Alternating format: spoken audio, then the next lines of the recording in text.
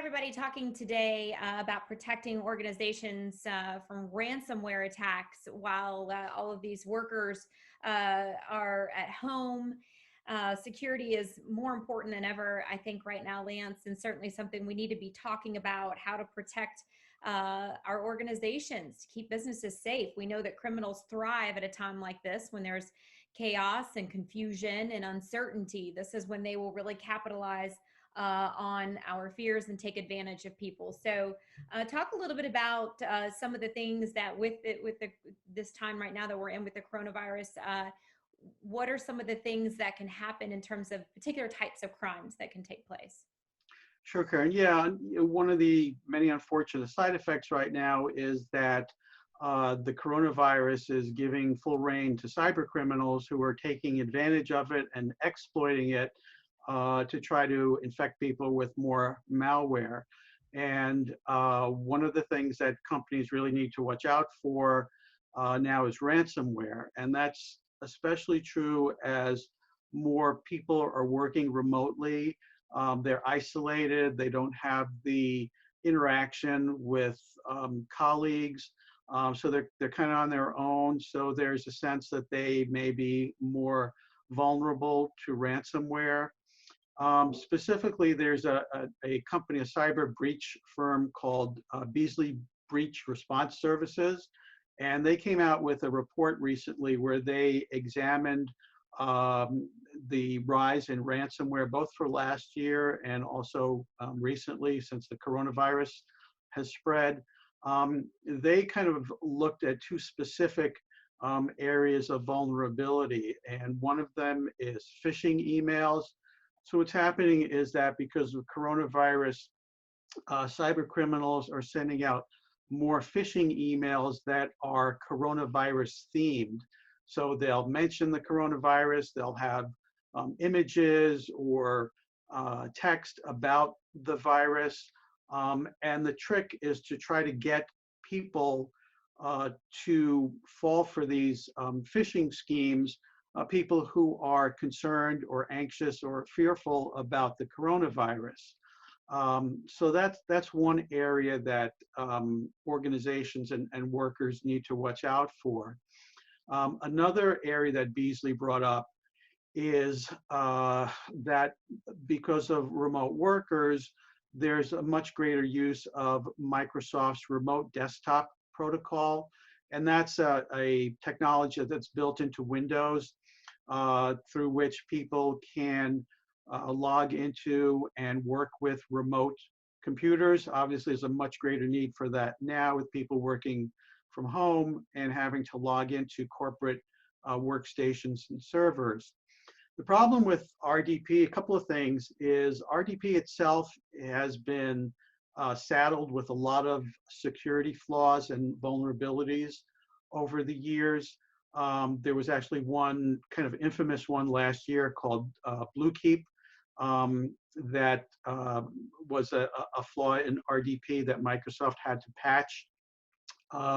So RDP by itself is not a very secure tool or technology. The other problem in what cyber criminals are doing now is they are using brute force attacks to try to obtain the login credentials of workers who have remote desktop access. The danger there is that if that kind of attack is successful, then the hacker or the cyber criminal can use those credentials to potentially access even more computers within an organization, both workstations and servers. So you've got both phishing emails and a greater use of remote desktop protocol, both of which cyber criminals are taking advantage of, and that organizations need to be more vigilant about. And when we talk about being more vigilant, Lance, obviously we do a lot of stories and pass on a lot of information, a lot of tips to companies, things to keep in mind, and staying on top of our employees and instructing them to do the right things. What are some of the things right now, most important tips that you can pass on? Because they do have to use the desktop, the remote. They have to use all of these things. We can't not do it from home. So how do you best protect yourself? Sure. So Beasley came out with a few different recommendations for organizations on how they can protect themselves and obviously their remote workers from these types of attacks. And I want to make sure I get these right. So I'm going to refer to my own story here, where I did discuss the various tips and tricks from Beasley. Sure. So one thing that they recommended is concerns the remote desktop protocol, or RDP. So one thing to do is that RDP is something that is built into every version of Windows. You do have to actively enable it in order to remotely connect to a computer. So what Beasley recommended is that companies should look at any computers where remote access is not required and make sure that they disable RDP so that it's not even active. Um, Along with that, what they recommended too is that for any accounts, any user accounts that do use remote desktop, number one is those accounts should be secured with very strong, complex passwords to make them less vulnerable to brute force attacks.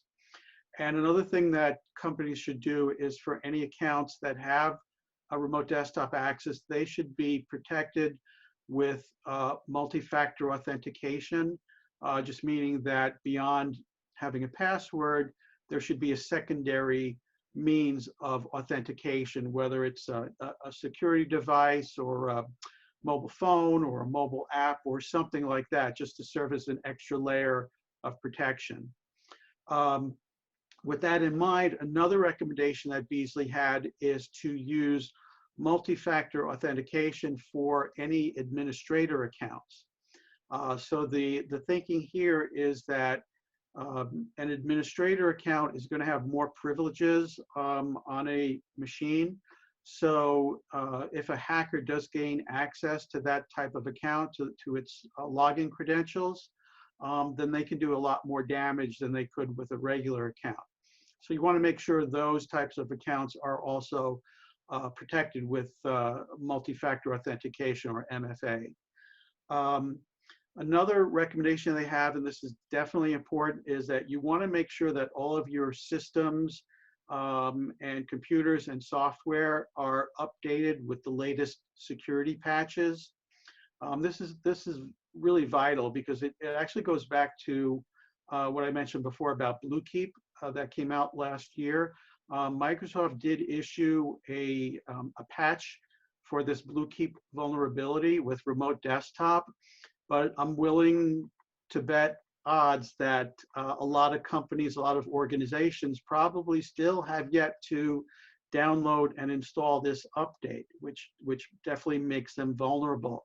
So you want to look at all of your devices on your network, all of your computers, and make sure that they do have the latest security updates, whether they're from Microsoft or from other companies. Another good one is that you want to limit which accounts have administrative privileges, because as I just said, an account that has administrative rights has a lot more access, a lot more privileges on a machine. And if a hacker is able to gain those login credentials, they can do a lot of damage. So especially with more people working remotely, you want to look at each account that the users have and just keep a tight rein on them. And any that really don't need administrative privileges at this point, you want to just eliminate those. And then the final one, which is definitely always worth trying, is conducting security awareness training. And again, this is really more important than ever with more people working remotely and not being within the organization and surrounded by colleagues. It's easy to forget good practices as far as security goes. So you want to make sure that you're updating your employees with the latest security do's and don'ts as far as looking for ransomware, protecting themselves from phishing email, protecting themselves from malware, um, avoiding clicking on potentially malicious file attachments or links. So having regular security training, and also making sure that your security training is updated with the latest things to watch out for, that's really of vital importance as well. Yeah, a lot of things to keep in mind, but we can't say them enough, Lance, and that's why I'm glad you read those off there for everybody. We have to keep reminding people of these things, and we appreciate you putting them all together for us in one great list there. I know you've got that in an article for us, of course, on Tech Republic. So make sure you guys check that out. And Lance, hopefully, we'll get this through this soon, right? It's a really difficult, trying time for all of us. Obviously it's such a challenging time, personally, professionally, emotionally, so many ways, and it's so easy to kind of give into it, give into the fear and the anxiety of it. But I think if we can just stay strong and follow the guidelines from the right people, um, on what to do and what not to do, where to go, where not to go.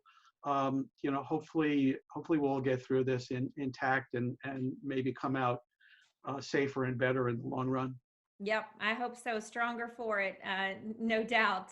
Lance, all right. Well, thanks for being here with me today. And as I mentioned, you can find Lance's full article. Make sure you check it out there on Tech Republic. Thanks for watching, everybody.